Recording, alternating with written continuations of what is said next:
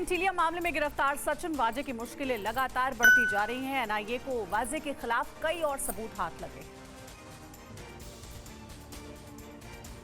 एंटीलिया मामले में मनसुख हिरेन की मौत अभी भी मिस्ट्री बनी हुई है, लेकिन सचिन वाजे पर एनआईए का शिकंजा कम नहीं हुआ है। वाजे के कई राज आज मीठी नदी से बाहर आ गए हैं। दरअसल मनसुख की मर्डर मिस्ट्री का पता लगाने के लिए आज एनआईए की टीम सचिन वाजे को मीठी नदी ले गई, जहां एनआईए ने 12 गोताखोरों की मदद से 2 number plate, computer, CPU, hard disk और वीडीआर बरामद किए हैं। बरामद 2 नंबर प्लेट पर एक ही नंबर MH02FP1539 चढ़ा हुआ है। एनआईए को मीठी नदी से वाजे के खिलाफ कई और सबूत मिलने के उम्मीद है। एनआईए सूत्रों के मुताबिक सचिन वाजे ने स्वीकार किया है कि कुछ सबूत मुंबई की मीठी नदी में फेंके गए थे। ये सबूत मनसुख हिरेन की मौत के समय वाजे के पास ही थे। म्यांमार में सेना की क्रूरता जारी है। शनिवार को खून की होली खेलने के बाद म्यांमार की सेना ने आसमान से बम बरसाए। एक तरफ आंसुओं का सैलाब है, गमों का पहाड़ है, तो दूसरी तरफ गोलियों की बौछार है। ये दर्दनाक तस्वीरें म्यांमार की हैं। ये तस्वीरें शनिवार को सेना की गोलीबारी में मारे गए 114 लोगों के अंतिम संस्कार में शामिल हुए उन लोगों की हैं, जिन पर म्यांमार की सेना ने कहर बरपाया है। म्यांमार में सेना की क्रूरता जारी है। शनिवार को खून की होली खेलने के बाद म्यांमार की सेना ने आसमान में बम बरसाए। 114 लोगों के कत्लेआम के बाद रविवार को मृतकों के अंतिम संस्कार में जो लोग शामिल हुए उन पर बम बरसाए गए। म्यांमार की सेना ने लड़ाकू विमानों से लोगों पर हवाई हमले किए। ये हमले थाईलैंड की सीमा के पास उस गांव पर किए गए जिस पर सशस्त्र जातीय समूह का नियंत्रण है।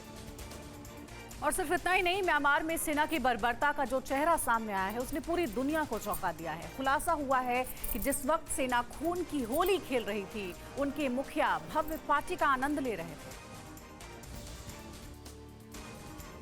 म्यांमार की सेना ने शनिवार को जो कहर बरपाया उससे इंसानियत के सारे स्तंभ ढह गए हैं। म्यांमार की सेना एक तरफ शनिवार को आर्म्ड फोर्स डे मना रही थी, तो दूसरी तरफ सेना के जवान प्रदर्शनकारियों को चुन चुन कर गोलियों से भून रहे थे। 100 से ज्यादा लोगों को मौत के घाट उतार दिया गया। हैरान करने वाली बात यह है कि जब म्यांमार की जनता सेना के शासन के खिलाफ सड़कों पर थी, जिस वक्त उन पर गोलियां बरस रही थी, उसी रात म्यांमार की सेना के प्रमुख मिम आंग लाइंग और उनके जनरल भव्य पार्टी का आनंद ले रहे थे। फिलहाल म्यांमार में हुई सेना की इस बर्बरता के बाद कई देशों ने संयुक्त बयान जारी कर म्यांमार सेना की आलोचना की है।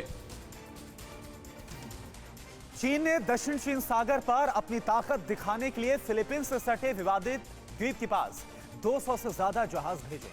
ड्रैगन की इस दादागिरी का जवाब देने के लिए फिलीपींस ने अपने फाइटर जेट भी भेज दिए। चीन अपनी आदतों से बाज नहीं आ रहा। ड्रैगन की विस्तारवादी नीति के कारण फिलीपींस और चीन के बीच विवाद गहराता जा रहा है। भारत, ऑस्ट्रेलिया और अमेरिका के बाद अब चीन इस छोटे से देश के पीछे पड़ गया है। चीन ने दक्षिण चीन सागर में एक विवादित क्षेत्र में अपने 200 से ज्यादा जहाज तैनात कर रखे हैं। फिलीपींस के रक्षा मंत्री ने कहा है, चीन के इस तैनाती के बाद फिलीपींस ने अपने लड़ाकू विमान भेजे हैं, तो चीन के सैकड़ों जहाजों के ऊपर उड़ान भरेंगे। दरअसल फिलीपींस चीनी जहाजों की मौजूदगी को चीन की धमकी के तौर पर देख रहा है, जिसके चलते अंतर्राष्ट्रीय स्तर पर भी इस घटना को लेकर चिंता बढ़ गई है। और अब बात पाकिस्तान की करेंगे। पाकिस्तान की आर्थिक हालत किसी से छिपी हुई नहीं है, लेकिन अब इमरान के मंत्री ही बेरोजगारी और महंगाई रोकने में विफल रहे पाकिस्तान के वजीर आजम की पोल खोल रहे हैं।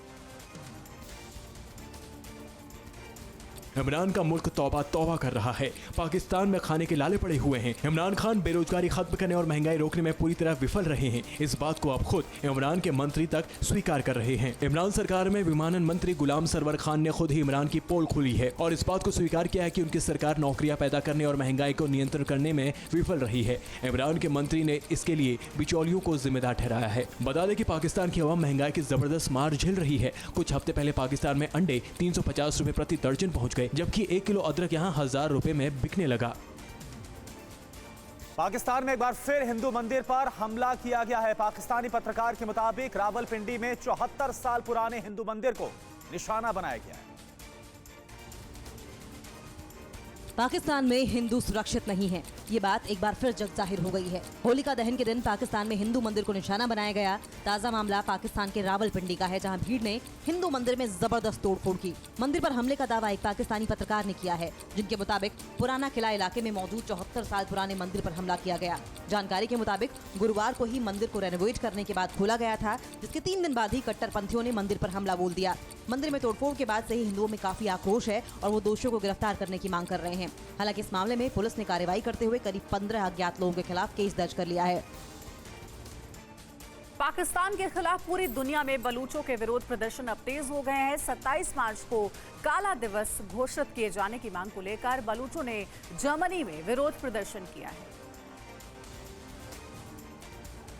27 मार्च को काला दिवस घोषित किए जाने की बलूचों की मांग लगातार तेज हो रही है। इसको लेकर बलूचों में दुनिया भर में मोर्चा खोल रखा है और पाकिस्तान के खिलाफ देश के कोने कोने में विरोध प्रदर्शन कर रहे हैं। जबरदस्त नारेबाजी, हंगामे और पाकिस्तान के खिलाफ विरोध प्रदर्शन की तस्वीरें जर्मनी की हैं, जहां बलूच नेशनल मूवमेंट के समर्थकों ने जर्मनी, नीदरलैंड्स और साउथ कोरिया समेत दुनिया के कई हिस्सों में प्रदर्शन किया और विश्व भर में 27 मार्च को काला दिवस घोषित किए जाने की मांग की। इस विरोध प्रदर्शन में इससे बड़ी तादाद में महिलाओं और बच्चों ने भी हिस्सा लिया। आपको बता दें, 27 मार्च 1948 को पाक सेना ने बलपूर्वक बलूचिस्तान के पूर्वी हिस्से पर कब्जा कर लिया था। तब से बलूच अपनी आजादी के लिए संघर्ष कर रहे हैं। और अगली खबर बांग्लादेश से, जहां कट्टरपंथी इस्लामिक गुटों का क्रूर चेहरा एक बार फिर से सामने आया और हिंदू मंदिरों को निशाना बनाया गया। पाकिस्तान की तरह बांग्लादेश में भी हिंदू सुरक्षित नहीं है। यहाँ भी अल्पसंख्यकों को निशाना बनाया जा रहा है, मंदिर तोड़े जा रहे हैं, हिंदुओं पर अत्याचार हो रहा है। बांग्लादेश में कट्टरपंथी इस्लामिक गुटों ने हिंदुओं के खिलाफ मोर्चा खोला हुआ है। इन कट्टरपंथी इस्लामिक समूहों ने कई हिंदू मंदिरों पर हमला बोला और हिंदुओं को निशाना बनाया। प्रदर्शनकारियों को रोकने के दौरान पुलिस से झड़प हुई, जिसमें 10 प्रदर्शनकारियों की मौत हो गई। उग्र हो चुके इन इस्लामिक गुटों ने रविवार को बांग्लादेश के पूर्वी हिस्से में एक ट्रेन को भी निशाना बनाया और जमकर उत्पात मचाया। कई सरकारी दफ्तरों में अंधाधुंध आग लगा दी गई। साथ ही राजशाही शहर में 2 बसों को आग के हवाले कर दिया गया, जिसे काबू करने के लिए पुलिस को मजबूरन कार्रवाई करनी पड़ी। यूरोपियन टाइम ट्रैवलर ने सनसनीखेज दावा किया है। टाइम ट्रैवलर का कहना है कि 2027 तक धरती पर इंसान नहीं बचेंगे। यूरोपियन टाइम ट्रैवल ने मौजूदा दौर से 6 साल आगे की एक तस्वीर शेयर की है, जिसने पूरी दुनिया में सनसनी फैला दी है। टाइम ट्रैवल ने इस तस्वीर के जरिए दावा किया है कि साल 2027 तक पृथ्वी से इंसान गायब हो जाएगा। इसके साथ ही उसने वक्त के आगे जाने के अनुभव को भी शेयर किया है। इस टाइम ट्रैवल का नाम है जोवियर। इसने साल 2027 का बताते हुए एक वीडियो शेयर किया है, जिसमें इंसानों का कोई अता पता नहीं है। उसने दावा किया है कि टाइम ट्रैवल के माध्यम से वे 2027 में घुसा और अब तक वहीं है।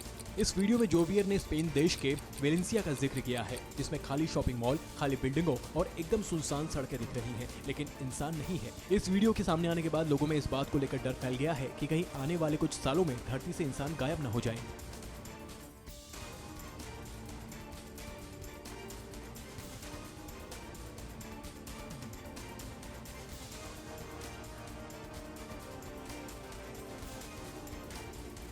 फिक्र आपकी, सोमवार से शुक्रवार रात 9 बजे सिर्फ TV9 भारतवर्ष पर।